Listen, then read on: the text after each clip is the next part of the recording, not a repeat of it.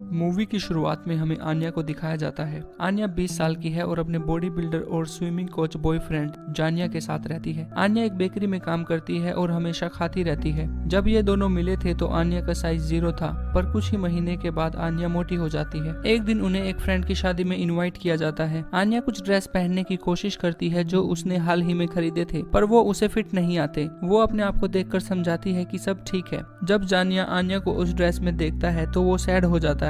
आन्या अब वो slim sexy girl नहीं थी जो वो हुआ करती थी। जानिया आन्या के साथ अब पार्टी में नहीं जाना चाहता था क्योंकि वो फिटनेस इंडस्ट्री के दोस्तों के सामने अपना मजाक नहीं बनवाना चाहता था। वो आन्या को पार्टी में ना ले जाने के बहाने बनाता है। आन्या उसके इंटेंशन समझ जाती है और बोलती है कि वो घर पर ही रुकना चाहती है। वो जानिया को भी घर पर रुकने के लिए फोर्स करती है, पर जानिया कहता है मेरे दोस्त की शादी है तो मुझे जाना ही होगा। जाने से पहले जानिया आन्या को काउंटर पर बैठाता है। जब आन्या उसे किस करना चाहती है तो जानिया इंटरेस्ट नहीं दिखाता। आन्या को भी ये बात बुरी लगती है, पर वो इस बात को जाहिर नहीं होने देती। जानिया के जाने के बाद वो अपने कपड़े बदलकर कंफर्टेबल कपड़े पहन लेती है और अपना वजन नापती है। वो अब 76 किलो की हो गई है। आन्या भी अपने बढ़ते वजन से परेशान है, पर वो उसे सीरियसली नहीं लेती। वो फिर से फ्राई करके कुछ खाने लगती है। खाने के बाद वो अपना इंस्टाग्राम खोलती है और कुछ फोटो देखती है। स्क्रॉल डाउन करते वक्त वो एक फोटो देखती है जिसमें उसका बॉयफ्रेंड कुछ स्किनी हॉट गर्ल्स के साथ होता है। वो एक फोटो देखती है जिसमें एक गर्ल उसके बॉयफ्रेंड को किस कर रही होती है। ये देखकर वो तुरंत रेडी होकर उसी पार्टी के लिए भागती है। वहाँ ड्रॉप करने के लिए वो अपनी फ्रेंड नताशा को बुलाती है। नताशा को भी आन्या अब मोटी लगती है।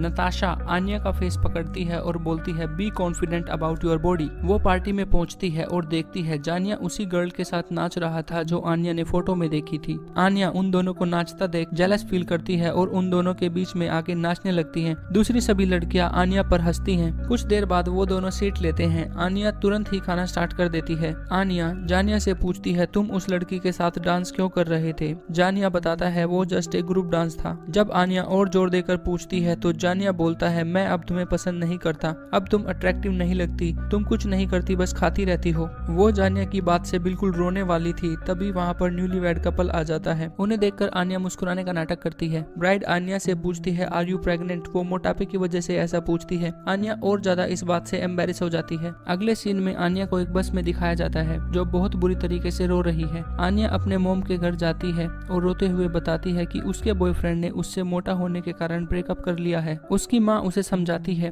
रात को हम आन्या को जानिया की फोटो देखते हुए देखते हैं। फोटो देखते समय उसके सामने उसकी एक पिक्चर आती है। वो पिक्चर पर जूम करती है और सोचती है मैं कितनी स्लिम और फिट थी। अगले दिन उसे नताशा का कॉल आता है जो उसे अपने घर बुलाती है। वो नताशा के घर पर बालकनी में अपना बिस्तर लगा लेती है और जानिया को ब्रेकअप करने के लिए कोसती रहती है। नताशा आन्या को उसके तथा उसके हस्बैंड डीमस के साथ रुकने को बोलती है। नताशा आन्या को अच्छा फील कराने की कोशिश करती है, पर वो अच्छा फील नहीं करती, बस रोती रहती है और अपने बॉयफ्रेंड को ब्रेकअप करने के लिए कोसती रहती है जिसके साथ वो अभी भी रहना चाहती है। नताशा का हस्बैंड भी आन्या को अच्छा फील कराने की कोशिश करता है और बोलता है वह टाउन की सबसे सुंदर लड़की है, पर आन्या पर दोनों की बातों का कोई असर नहीं होता और रोती रहती है। आन्या बालकनी में रात बिताती है। नताशा अगली सुबह उसके पास आती है। वो आन्या को अपनी फ्रेंड की स्टोरी बताती है जो आन्या जैसी सिचुएशन में थी। उसके बॉयफ्रेंड ने भी उसके साथ मोटा होने की वजह से ब्रेकअप कर लिया था। आन्या की जैसे रोने की बजाय वो गर्ल जिम गई और मात्र 1 महीने में पतली हो गई।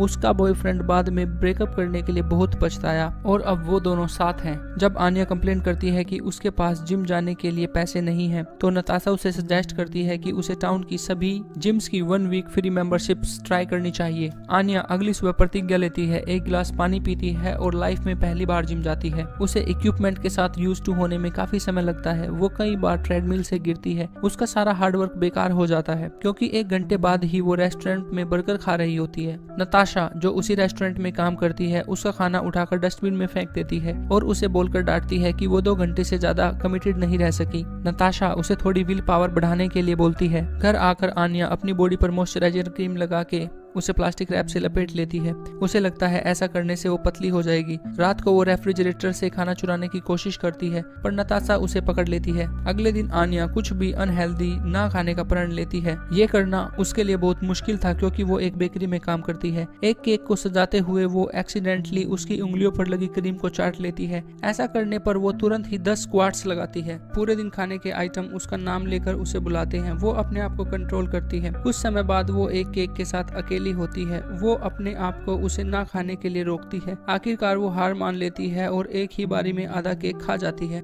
आन्या को रियलाइज होता है कि उसे ईटिंग प्रॉब्लम है और वो इंटरनेट पर एक सेल्फ हेल्प ग्रुप को फाइंड करती है जिन्हें कंपल्सिव ईटिंग डिसऑर्डर होता है और उनके साथ एक मीटिंग ज्वाइन करती है। उस ग्रुप में उन सभी लेडीज के बीच केवल एक लड़का था जिसका नाम कोलिया था। आन्या अपने आप को एंजेला एक जर्नलिस्ट कहकर इंट्रोड्यूस कराती है और बताती है कि उसे कोई ईटिंग डिसऑर्डर नहीं है। ग्रुप में हर कोई अपने अपने फालतू के रीजन देता है और कहता है कि उन्हें कोई ईटिंग डिसऑर्डर नहीं है। कोलिया को यह सब देखकर गुस्सा आता है और वो सभी को पॉइंट आउट करता है और सभी को मोटा बोलता है और कहता है कि ये जर्नलिस्ट नहीं है, बस ये एक्सेप्ट नहीं करना चाहती कि ये मोटी है। आन्या फोन कॉल अटेंड करने के बहाने से मीटिंग से बाहर आ जाती है पर कोलिया उसे फॉलो करता है। कोलिया आन्या को पास वाले रेस्टोरेंट में जाने के लिए इनवाइट करता है। आन्या कोलिया के साथ चलने के लिए तैयार हो जाती है क्योंकि वो खाने को मना नहीं कर सकती थी। कोलिया बोलता है कि हमें एक दूसरे का फिटनेस स्पॉन्सर बन जाना चाहिए, इस तरीके से हमें साथ में एक्सरसाइज करनी होगी और कुछ भी खाने से पहले एक दूसरे से पूछना होगा, साथ ही हम एक दूसरे को इमोशनल सपोर्ट भी प्रोवाइड करा पाएंगे। आन्या कोलिया की ट्रू इंटेंशंस नहीं जानती थी तो आन्या को ये ट्राई करने में कुछ गलत नहीं लगता। अगली सुबह ये दोनों रनिंग के लिए पार्क जाते हैं। शुरू में आन्या को कोलिया के साथ एम्बैरेसमेंट महसूस होती थी पर जैसे जैसे समय बीतता है आन्या रियलाइज करती है कि कोलिया एक नाइस और जेन्युइन पर्सन है और उसकी बॉडी चाहे जैसी भी हो वो अपनी बॉडी के प्रति कॉन्फिडेंट रहता है। कोलिया के साथ समय बिताते बिताते आन्या को भी अपनी बॉडी से प्यार हो गया था।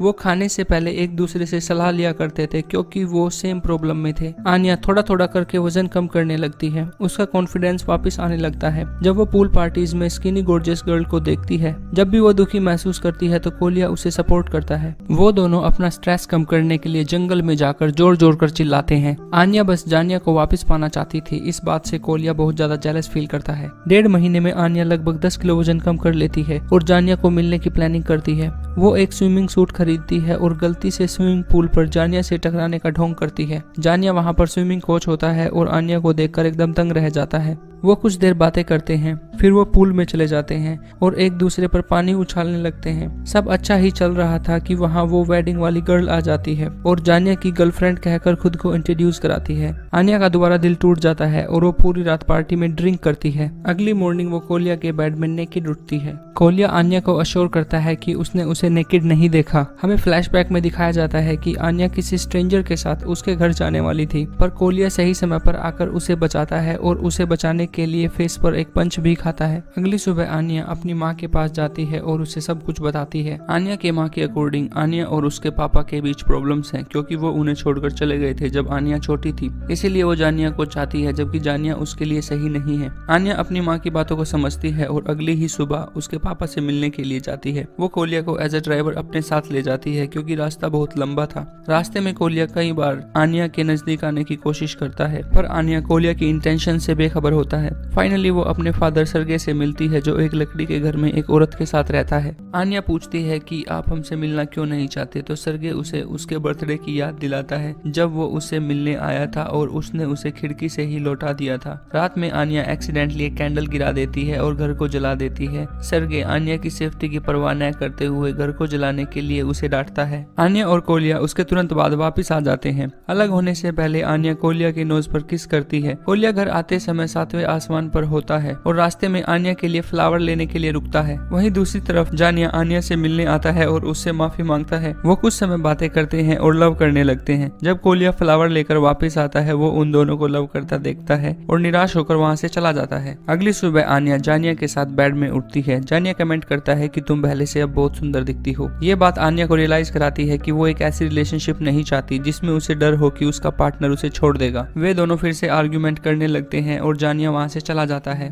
उसी इवनिंग को आन्या कोलिया के घर जाती है पर कोलिया बहुत गुस्से में होता है और उसे एक सेब देकर बोलता है कि तुम अब पतली हो चुकी हो और हमारी स्पॉन्सरशिप यहीं पर खत्म हो जाती है। नेक्स्ट डे वो नताशा के घर जाती है पर कोई दरवाजा ओपन नहीं करता। वो पड़ोसी की पाइपलाइन चढ़कर अंदर आती है तो उसे पता चलता है कि नताशा और उसके हस्बैंड का झगड़ा हुआ है। वो दोनों आपस में बात करके अच्छा फील करते हैं। नेक्स्ट मॉर्निंग सर्गे आन्या से मिलने आता है और एक बैड फादर होने के लिए उससे माफी मांगता है। सर्गे आन्या के साथ डांस करता है जैसे वो किया करता था जब आन्या छोटी थी। इसके बाद आन्या एक फिटनेस मैराथन में कोलिया से मिलने जाती है। आन्या कोलिया को एक कोला ड्रिंक पीते हुए पाती है और उसका ड्रिंक फेंक देती है। उस पर अपना हक जताते हुए वो बोलती है क्योंकि अब तक तुम्हारा वजन कम नहीं हुआ है तो अब भी हम एक दूसरे के फिटनेस स्पॉन्सर हैं और ये मेरी जिम्मेदारी है कि हर कीमत पर मैं तुम्हारी हेल्प करूं। फिर ये दोनों मैराथन में पार्ट लेते हैं और अपनी पूरी ताकत से उसे पूरा करते हैं। आखिर में कोलिया आन्या को किस करने की हिम्मत जुटाता है और उसे किस करता है। लाइफ में पहली बार आन्या रियलाइज करती है कि उसे अपने अपीयरेंस के बारे में ज्यादा सोचकर कभी खुशी नहीं मिलेगी। ट्रू हैप्पीनेस अपने आप को स्वीकार करने में है, अपने आप से प्यार करने में है, जैसा तुम दिखते हो। जैसा कोलिया करता है, वो अपने आप को हमेशा बेहतर बनाने के लिए मेहनत करेगी, पर अपने आप पर कभी भी शर्मिंदगी महसूस नहीं करेगी।